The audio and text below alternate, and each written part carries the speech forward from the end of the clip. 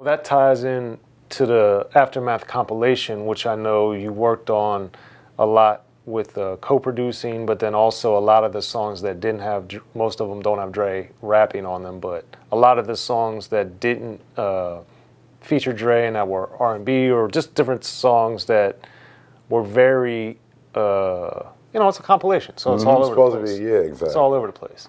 But that being said, I thought there were some really good records on it. Some of it I didn't like as much. But for you as a creator of it, what did you see worked well with the album and what didn't work well, in your opinion? I feel like the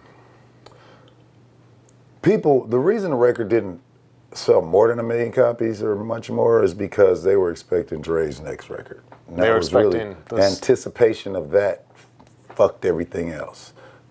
Killed it. Like if he had just said, hell yeah, on the record, that just would have been it. Would have been to the roof. But we was trying to kind of say what we were saying on that record. Like we rap and we that, but we've grown up, we like to dress up sometimes and wear suits and do the waltz, shit with bad bitches. You know what I'm saying? Try it. You might enjoy it. Fuck all that other shit. We don't gotta be in the street, lowrider bouncing all the time. We could do that too. It's okay to do this. So when we did that record, I wanted it to be a soundtrack because, see, that's the only thing you can do all over the place. That's one piece. Okay. So if we had made a piece of visual to go with it, nobody would have that shit to say, bro. And I was like, well, if we just make it an event of a soundtrack, they won't say we go all over the place. Fuck that shit. That's where Compton came from. But it wasn't a soundtrack. It was those things you do. How do they call it? Inspired by. Right. If it had been a soundtrack, it would have been another 5 million. The same songs. Oh, I can get all them songs together? So, anyway, the whole thing with the music and the way that the records are made and the efforts and I think that there were some good songs. There were some really good songs. Like there was a girl who had a song on there. I think we were gonna sign. Her name was I forgot her name. It was a girl singing a solo on there. A great song. I mixed that song, but we didn't. Since the compilation didn't go really more, it should have been our big seller. And right. He was like, I'm not messing with nobody on this compilation. Well, unfortunately, King T was on there, yep. And he's, that Kingdom Come was such a amazing album because I have the original version of it. With my songs on it? I have it. Oh, okay. And that album, I would say, is borderline flawless.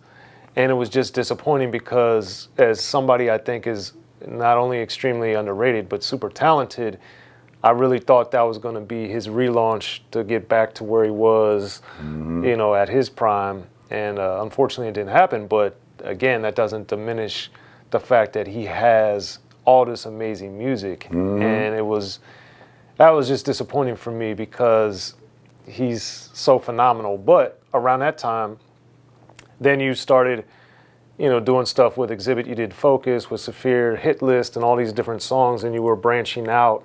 So when you work with a Saphir, when you work with an Xzibit, obviously they also collaborated together extensively. But with them, what did you notice as a producer that they, gravitated towards that you saw was different from how people interacted with you when you're in the studio with Dre, when it's you as the captain? Yeah, that's another thing. How is it different? When Captain Kirk beams up to the planet, and Spock has the comm.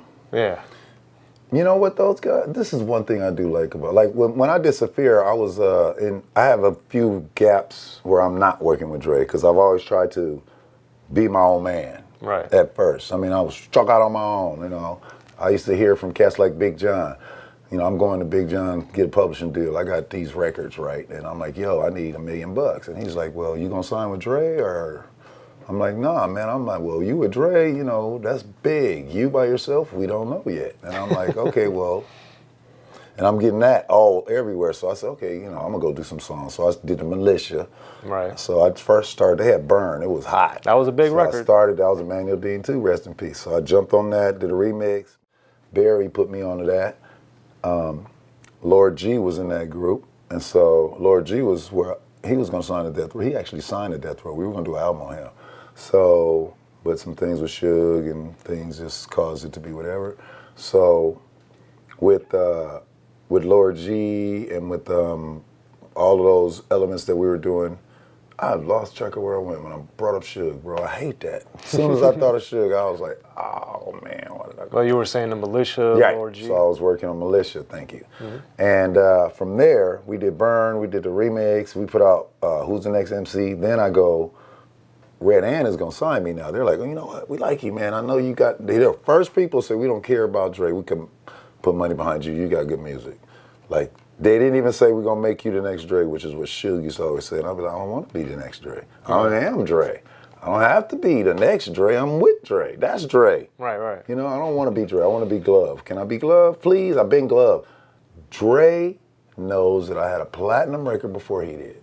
And he came to honor that by giving me that. He knew I was platinum certified when he came to my house. He was respectful, bro. He came to the OG's house. I'm older than Dre. Oh, man. Remember that plaque? You got 4 times the plaque I got. How do you do that? So we start working together. And it's like the same. It's an honor, you know. And so anyway, I did it again. Anyway. Militia. After Red Ant told me that I didn't have to be the next Dre, I was going over there. So what they did was they bought a thing on Mix Magazine, put my name on the back, and then I'm fucked at the aftermath, right? So I started working with, I did Focus, I did Saphir. This is in that gap. But those guys, to answer that question, they honored again. They were like, man, we just want to get next to you because we want to work with Dre. And so the next best thing is, I wasn't with Dre when I worked with him. And Suave came over to my house, Focus, and they was like, yo, we don't care. We want to work with you. Because they knew if they worked with me and got something, the next step was going to be Dre. Gotcha. Naturally. You don't have to say, oh, you could give me the Dre. They weren't dumb. They said, hey, we can get the Dre. This dude, so they paid me for 2 songs. They used one, Focus, and that's what Dre heard, that dude's voice on his own production. Gotcha. And then the next thing they did. Bitch, please. Right. And I was having brain surgery, so I couldn't work on that or Eminem's project or any of that. I was recuperating, but c'est la vie. And thankfully, there's a lot of life to live. Oh, yeah. So let's, man, it's been amazing. Let's wrap it here for part 1. We can get to Tupac and all that next time. Man, we got so much more to get. We're barely, and there's even more of this era I want to ask, but let's take a break for a minute. And Glove, appreciate you coming through, man. Bro, one love all day. Yes. Krista Glove Taylor, I'm Soren Baker here on Unique Access. Appreciate it, y'all.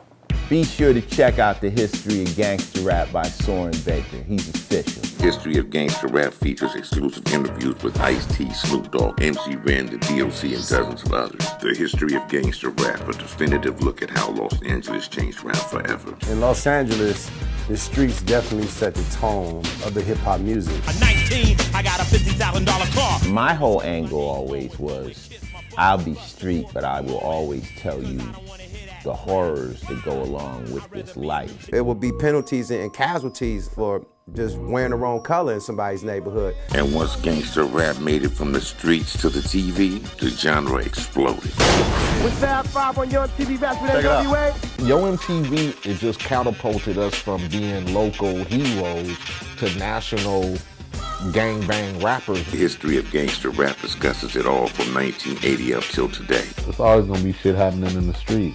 You know what I mean? So it's always gonna be something to talk about. The History of Gangster Rap in stores now.